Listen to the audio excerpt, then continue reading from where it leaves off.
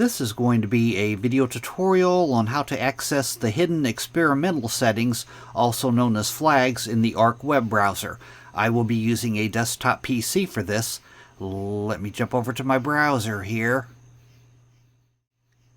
I have the Arc web browser opened up now. To access the hidden experimental settings, also known as flags, you want to go up to the very top up here, up to this little search box up here. You want to put your cursor in there.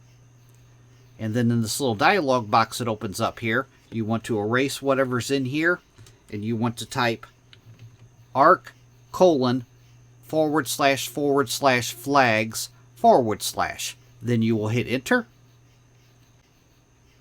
On this page it opens up here, it has a list of hundreds of different settings that you can change. At the very top up here, it has a search box where you could search for particular settings. Off to the right, there's a reset all button. Down below that, you have two tabs here, available and unavailable. Under unavailable, it says a lot of it is not available for your platform stuff.